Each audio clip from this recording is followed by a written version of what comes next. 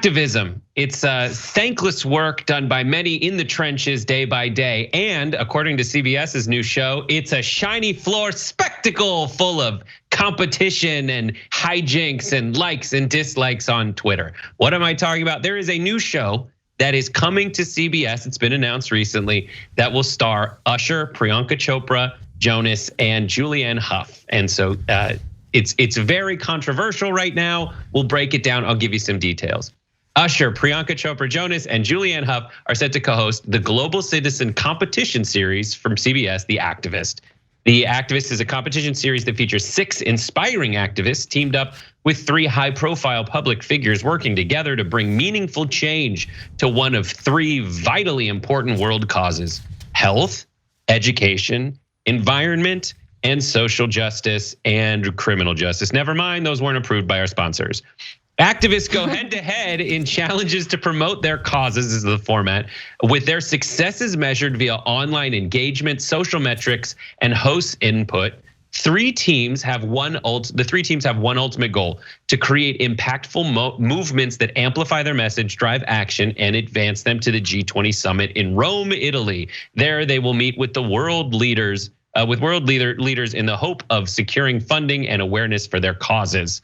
So there's a lot in there to unpack. Some people are saying this is a good thing. Anything good money going to good causes, that's a positive. But a lot of folks are calling this out as tone deaf. So Jamila Jamil, star of The Good Place, for example, has tweeted, couldn't they just give the money it's gonna take to pay this unbelievably expensive talent and make this show directly to the activist causes, rather than turning activism into a game and then giving a fraction of the much needed money away in a quote prize? People are dying.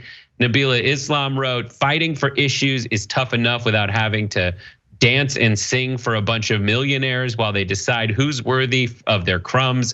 Whoever thought this was a good idea should take an effing seat. And there are other bits of criticism. But where do we come down on this? We have an activist with us today, someone who has been in the trenches organizing throughout Los Angeles. So we'll get to that discussion with all of us. But first, Cenk, what do you think about this? Yeah, please, before the activist that knows what they're doing, I'm gonna speak. I just didn't think I could stop you. I didn't think I'd stop you. No, in all seriousness, I think this is a super interesting question. And I'm gonna come out on the side of, I like the show. And so, in fact, let's do a Twitch poll right now. Go, live Twitch poll. We're on a hype train already. Let's do polls on a train. Get some mother effing polls on this mother effing train. All right, anyways. So look, again, in all seriousness, they're highlighting these issues, and that's a good thing. They're raising money for these issues. That's a good thing. Now, I like the people who are criticizing it, and I get it, and I think they're good points in both directions. But I would disagree with Jamila Jamil, and I think she's great. But the reason why you do it this way is because a giant media company isn't going to just give those causes money. It's not in their business model. They're not gonna do it. That's not how it works. On the other hand, if they can make money off of doing something positive and raising money for good causes, not only will they do it, but all their competitors will copy it and they'll do it as well, which then gives more money and more attention to those causes who need it. And celebrities do a lot of goofy things, but if you're using celebrities to bring attention to good causes, I call that a win. So, but I'm super curious what you guys think. Caroline, what do you say? Well, actually, I think that is an interesting point. And I definitely have some things to criticize about the show, but there are some interesting things that it raises. But first off, you kind of just have to laugh at how there clearly wasn't any sort of activist in this process in development, because, and hopefully I'm not breaking too many hearts here, but the fact that the prize is to go to the G20 summit is not exactly something that many activists working on the ground really give, I can't swear, but care at all about. So that kind of makes me laugh a little, just like working on the ground and knowing that activists tend to laugh at those sort of bougie international summits for these very rich world leaders. But Anyway, I think another thing that I think we should criticize is the pick of Julianne Hough, Usher, and Priyanka Chopra. I mean, Julianne Hough literally was her Halloween costume was in blackface not too many years ago. She dressed up as Uzo Aduba's character from Orange is the New Black with full blackface, and this is not that long ago. I saw activists on Twitter pointing out that Usher, anytime he has a like appearance doing any type of service, his photographer will be there, and they've heard him say like, "We got the shot, let's go." And Priyanka Chopra has notably gotten into multiple online snafus regarding a lot of conflict with the war in Kashmir in India, which is its own discussion, but really just goes to show that they did not pick even remotely appropriate people for this show, on top of what I think is just sort of a bizarre concept. But I actually think that the best reactions have come from people like Naomi Klein, who said, is this an advanced Marxist critique to expose how competition for money and attention pits activists against each other and undermines deep change? Because that is actually how the American charity model works. And so what I think that this show is exposing is actually that the model that we have to work with as activists. Brett, the second tweet you brought up saying that people are gonna have to clamor for money and all this stuff. That's how it works. That is literally how nonprofit works. The nonprofits work in the United States. There are philanthropists or billionaires with billions of dollars. They control their funds, and most of these nonprofits have, incredibly huge staffs that have to spend all of their time and effort writing grants, administrative costs. And I actually did a video for Rebel HQ a few weeks ago on the earthquake in Haiti and how Haitian activists have been imploring people not to donate to the Red Cross because they literally lost track of millions of dollars in administrative fees. So I actually think that this announcement alone, regardless of what the show will actually do, but this announcement is honestly really great in opening up the conversation about why the nonprofit model, the charity model, the philanthropy model in America is not the best way for causes to get the support and money that they need.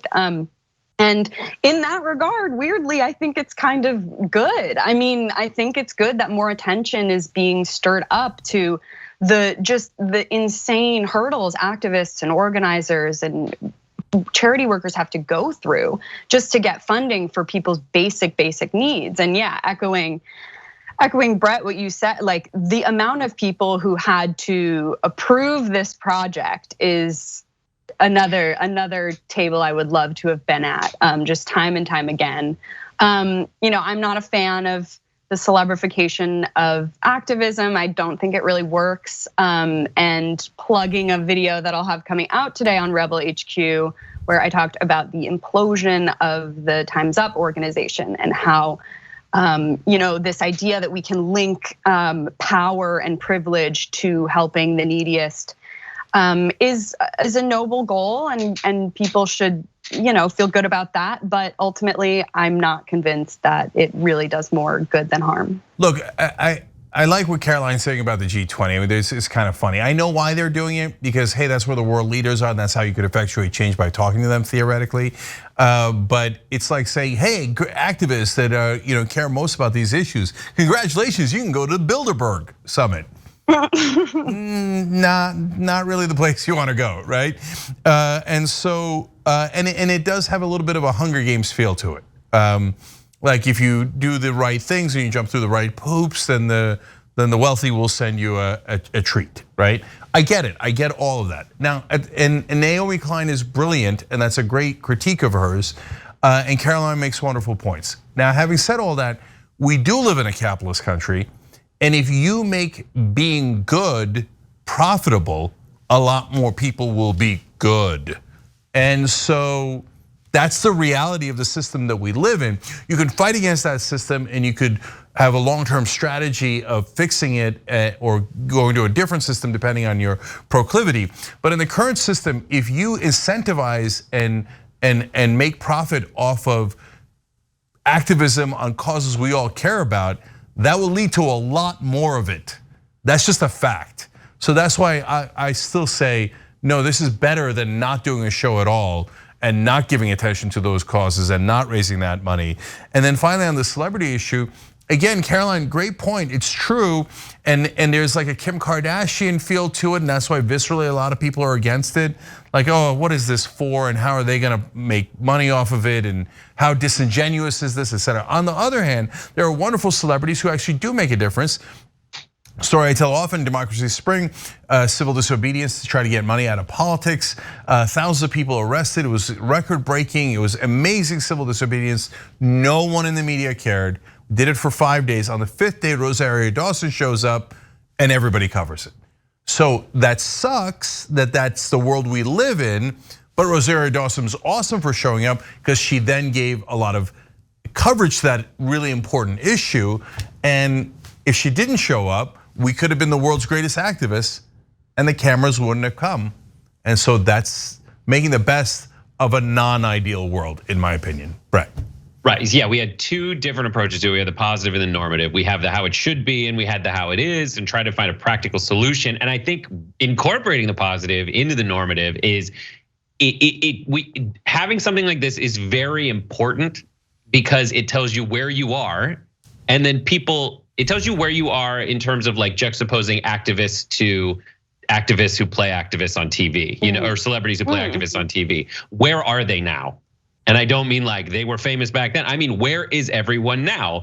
And this backlash, this is my favorite little realm of pop culture and activism, is when the celebrities who mean well, and this happens all across the political spectrum, not just celebrities, but just like high profile politicians, all the ones who mean well and think that they're the most progressive or woke or whatever word they chose to describe themselves. They use liberal when they think that means progressive, and people who are progressive use the word liberal to describe them and they think it's a compliment and sometimes it's not. Like that difference. And as someone who has, back in 2004 when I was an agency assistant, I would be on the phone listening to brainstorming calls and pre-pitch calls and post-accepted pitch notes calls from people who are developing these kinds of shows, which typically are called shiny floor shows, the American Idol, The Voice, and you can hear the pitch. And that pitch is so unmoored and detached from people who are on the ground and activists working to make change in the world. And they don't know that they're detached from it. They don't feel it, they don't see it. Maybe you do have an Usher who's like a we got the shot person. That's what we're most afraid of. That translates to the audience who is like, oh, I used to like how it made me feel to watch Extreme Makeover Home Edition. I'm watching TV on probably a Friday or a Saturday, and I'm watching this show, and I need a show from a network because that's what I know to watch that makes me feel good, like I'm making a difference. Now, we need to get through to them to tell them that that's not the only thing that they can do. That's not the end of the road. But then again, I personally won't shame them for not knowing that and knowing what to expect. But my one experience when I was in college, I volunteered to raise money for a program that raised money for people whose family had cancer, right? And I had to call Eli Lilly cold call. I had to call pharmaceutical companies to just ask for money. And it was the weirdest, worst feeling to have. Because you're just like, why would they do it? Does everyone who's in an organization like this have to do this? And the answer is yes, or they do have to go sing for it if they're lucky, at a dinner that John Legend might be at.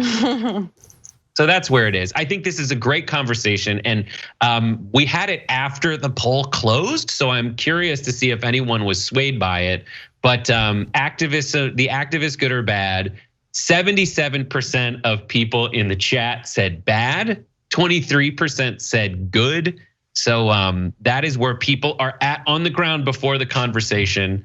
And I disagree wholeheartedly with Progressive Methods, who says Usher is better than John Legend, but I think that is a really good conversation to be had. Maybe we'll do a poll afterwards on the YouTube video and see if they come out with a different result. So this is me playing the role of Trump. I didn't like that. I thought I won. I'm going to get reinstated into that poll. Thanks for watching the Young Turks. Really appreciate it. Another way to show support is through YouTube memberships. You'll get to interact with us more. There's live chat emojis, badges. You've got emojis of me, Anna, John, JR. So those are super fun. But you also get playback of our exclusive member-only shows and specials right after they air. So all of that, all you gotta do is click that join button right underneath the video. Thank you.